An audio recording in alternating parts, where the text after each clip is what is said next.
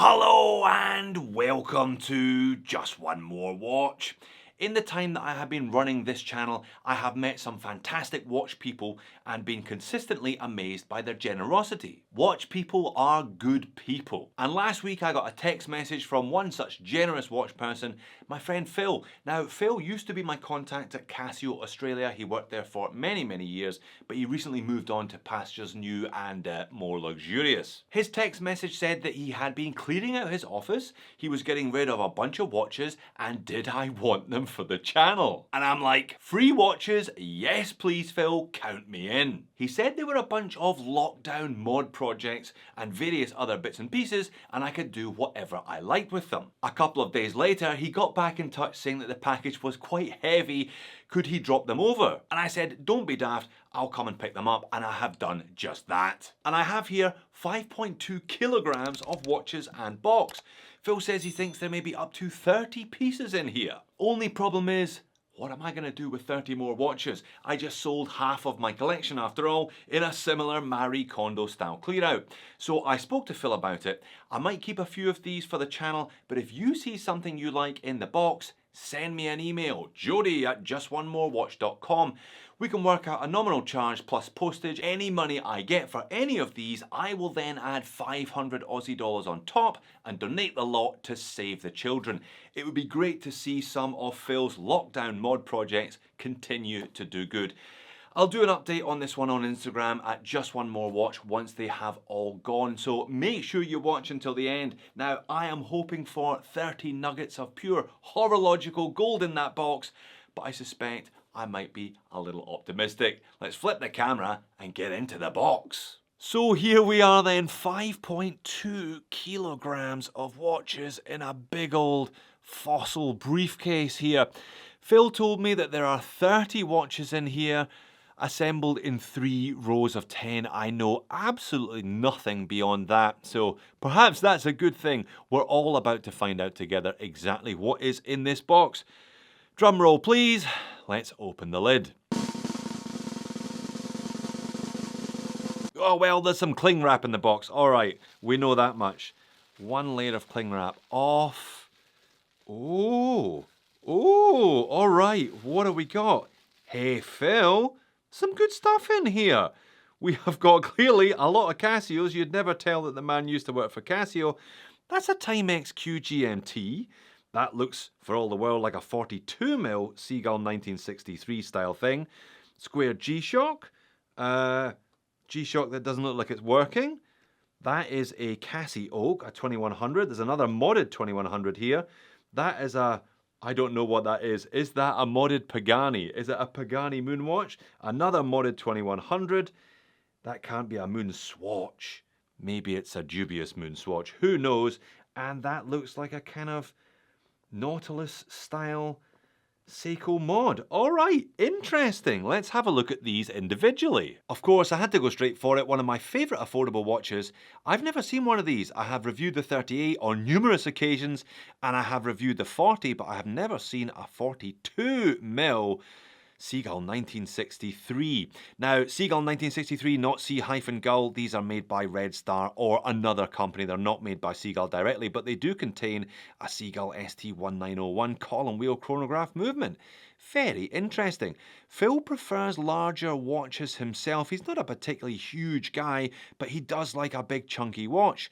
And yeah, I guess that first row of watches spoke to that, including this larger than average SEA-GULL. Fantastic. Okay, that's a good way to start. Perhaps that will go into the review pile. Definitely interesting. Start as you mean to go on. What a way to start. And of course, the next watch I pick up out of the box is one of my all-time favourites. This is a classic G-Shock DW5600E. It's the base model square. Pretty much unchanged since 1983. This is, of course, the 40th anniversary of G-Shock. However, this one is on a Time and Tide Club Marine Nationale. That strap is really nice, and it's on adapters. I have never been tempted to play around with 5600s in this way, putting these adapters on them, so 18mm lugs becomes, that looks like 20mm to accommodate one of these Time and Tide straps. Again, cracking, that would make somebody a great beater. Perhaps it'll even make me a great beater. Timex Q GMT quartz surplus to requirements. Phil, they must be paying you too much money at your new job. These are great if you know what you're getting into. I reviewed a loaner example of it a couple of years ago, and yeah, not without its charms, this one. Great size, great shape, great brand name on the dial, quartz GMT, so set and forget functionality, and a lovely piece of domed acrylic crystal. You know, at retail, they're a little bit overpriced. You can certainly get more specs for your money elsewhere, but you can't get more charm for your money elsewhere necessarily. These things are lovely. I'm sure, again, somebody would love this piece. Okay, the first of the modded Cassie Oaks. This is a GA2100N for November. As far as I know, this one should have blue with blue plastic and a blue resin band, so clearly this one has been modified. I suspect that is one of the aftermarket kits. So much fun, these Cassie Oaks. I've made a bunch of videos about them. I've owned 3 or 4 different models myself. They wear a lot better than you'd imagine they do. Et voila! It's a large watch, but it is still very wearable because it's a slim watch, less than 12mm thick. They don't add an awful lot of bulk or weight on these all-metal kits. This one's still going to only tip the scales at about 115, 120 grams. The first Cassie Oak, but definitely not the last Cassie Oak in the box. And here is another one. This is a GM2100, and Phil has included the original bezel here.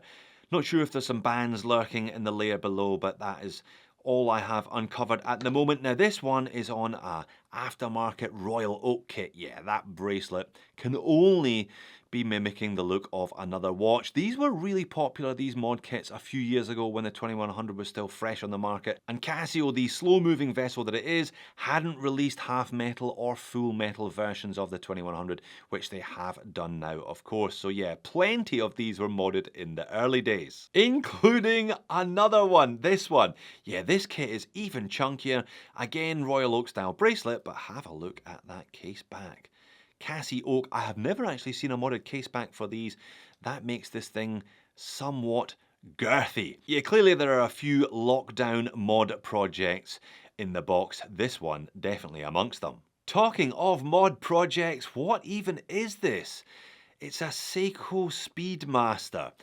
Don't quite know what's going on, whether this one was custom built, bought as a kit or whatever. There's no kind of alternate branding on the case back, no alternate branding on the clasp. So my first instinct was that it was a modified Pagani Speedy, but it doesn't look like that's the case.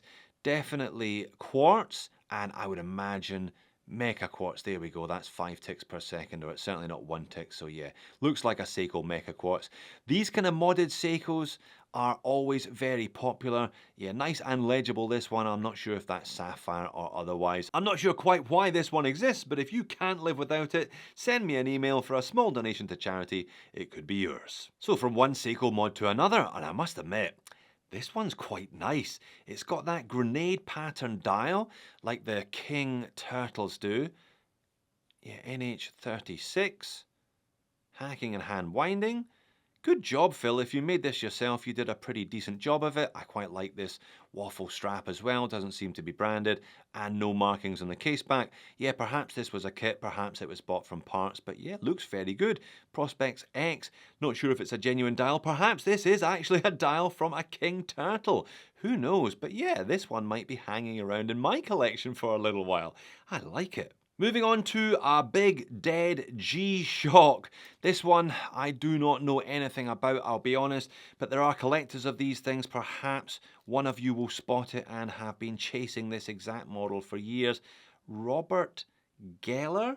Robert Geller, let me get the model reference. GST-200RBG seems to be the model reference for this one. Yeah, big, chunky, too big and chunky for me. Perhaps one of you will be into it. And what do we have here? I don't actually know. My experience with these moon swatches is very, very limited. I bought one for 3 times retail in a service station at around midnight on the evening that they were launched. Gave it away the next day to a lucky subscriber and haven't sought to have anything to do with the moon swatch since then. Don't know whether this is a real one or one of those AliExpress knockoffs at $35 that probably materially is better than the original. Okay, so that was layer 1, that was the top shelf, perhaps that was the top shelf, perhaps that was the best of the 30 watches. let's get into the bottom layers. Let's find out for ourselves. Yep, quite a bit more bubble wrap here. Is it 10 watches per side? Okay, right, left, let's do right. Peel off the top layer. Ooh, oddly enough, it's more Casios. This looks like a selection of Duro / Marlins. What do we got here then? Is it a Rolex Pepsi GMT on Jubilee? Not quite. It is a Casio Duro. It's actually a Marlinless Marlin. If you notice, none of those 5 watches have the fish on the dial. Perhaps these are collector's items therefore. This one looks fairly standard, not that modified, apart from the addition of a straight cut end-link Jubilee bracelet and clasp. Another Duro, again with the two-tone bezel, again this one on an aftermarket oyster style bracelet and clasp, again straight cut end links. I like that second hand though. I haven't owned one in this particular version. Yeah, that blue really does pick out the blue on the bottom half of the bezel, doesn't it? Now I had thought this one was standard apart from the addition of a nice suede quick release strap, but that was until I rubbed my thumb across the dial to clear off some of the dust. I reckon that's sapphire crystal. It's certainly not the standard mineral crystal that comes on these ones. Flip it over to the case back. Yeah, definitely this one has been tinkered with. And so has this one. That is a ceramic bezel insert and what looks like or feels like a piece of sapphire crystal and an oyster style straight cut end link bracelet and clasp. And finally, Duro number 5, the most extensively modified as far as I can tell. Glass, relief bezel Yachtmaster style. That looks pretty good. And what feels like an FKM rubber quick release strap with decent hardware. Yeah, the Duro may be a relatively humble watch at $50–60 US, but if you are prepared to tinker around with them, drop a few dollars into them, they can look great and you notice still hits every single marker. They are fantastic watches, super legible, super sensible, 200 meters of water resistance, although perhaps not quite as guaranteed as it was if you've taken the case back off and replaced the crystal. 2 compartments down, 1 to go. Now, 10 plus 5 equals 15. I'm not sure that there are 15 in here. Perhaps there are 5. Perhaps he meant to say that there are 20 watches in the box rather than 30. It's still been fantastic fun for me, and I hope for you too. What do we have beneath this cling wrap? Surprise, surprise, some more Casios. Look at this beast, GST S1100. Now that seems to be telling me that it's charging. I'm guessing this is solar therefore and is going to spring to life. If not, perhaps it just needs a new battery. That is a whopper. Let me get this big boy on wrist. Oh yeah, look at that. Does it make my wrist look big? No, it makes my wrist look absolutely tiny. That is a giant of a thing. Yeah, so apparently it is tough solar. I would imagine that if I leave it under my studio lights for 10 minutes, it will spring back into action. They're just so bloody versatile, these things, and you can't kill a G-Shock even if you want to. Alright, we're clearly into Frankenstein's monster territory with this one. What sorcery has brought this thing to life? That is a Marlin on the dial, suggesting some kind of silver Duro. However, the case is from a Benyar and has royal oak vibes. Yeah, like I said, I'm not sure what sorcery brought this to life, but perhaps I might have to stick a stake through its heart and put it out of its evident misery. And it looks like we have some fun Seiko Submariner style mods here. What do we got? Kind of standard, a Kermit, and a Yachtmaster style, again with another relief bezel. Not sure of the origins of these one. Perhaps that was purchased that way because there isn't another watch's brand name. There's no other logos anywhere on this one. NH35 though in this one, and I imagine in the other 2 as well. Yeah, again, do we have any branding? No, sterile. Who knows what that once was? Who knows where these dials came from? There's obviously a big modding scene, people turning Seikos into various things and various things into Seiko. So here we are, Marine Master. You can kind of tell when you subject these to a lume torch, a UV torch after dark, whether the dials are Seiko dials or aftermarket dials or perhaps something in between. I suspect these ones are aftermarket, but yeah, 3 little Submariner Seiko projects, Again, maybe I'll keep these, maybe I'll turn them into something else, or maybe you cannot live without them in your collection and on your wrist. One other Nautilus lookalike from Specht and Zon. I suspect this one came from AliExpress. Perhaps you remember the Specht and Zon Bell & Ross lookalike that I unboxed a few weeks ago, and they had put the wrong movement in the case, rendering the chronograph function completely useless. At least this one seems to tell the time and do its job.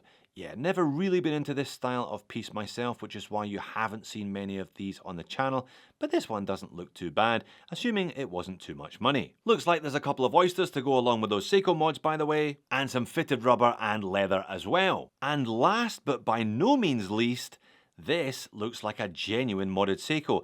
I think that is a 5KX with a sapphire crystal mod, but without a bezel. Certainly it has that signature 5KX style case. Yeah, genuine Seiko case back. That'll be a 4R rather than an NH in the back. Not that it makes a big difference. 36 because it has the day date. Yeah, push-pull crown rather than a screw-down crown. This looks like a 5KX to me. I wonder what happened with this one. I wonder where the bezel is. Maybe I will have to take this one on as a bit of a project myself, finish it off, pop a bezel on it, pop a strap on it, and see what it's all about. So thank you again, Phil. That was a lot of fun, a great way to spend part of an afternoon. There are a few pieces here on the table that I'm going to hang on to that you'll definitely be seeing in one form or another on the channel again. And there are definitely a few more pieces that if you see something you like, if you fancy taking on a project, a mod project or a remod project in some cases, yeah, send me an email, jody@justonemorewatch.com. We'll do a deal, and I'm sure we can raise a few dollars for Save the Children into the process. Well, as I've never done anything quite like this before, I'm not sure where to direct you. Why not check out the video where I sell half of my collection, or check out a triple unboxing while you're here. Thanks for watching, I'll see you again soon.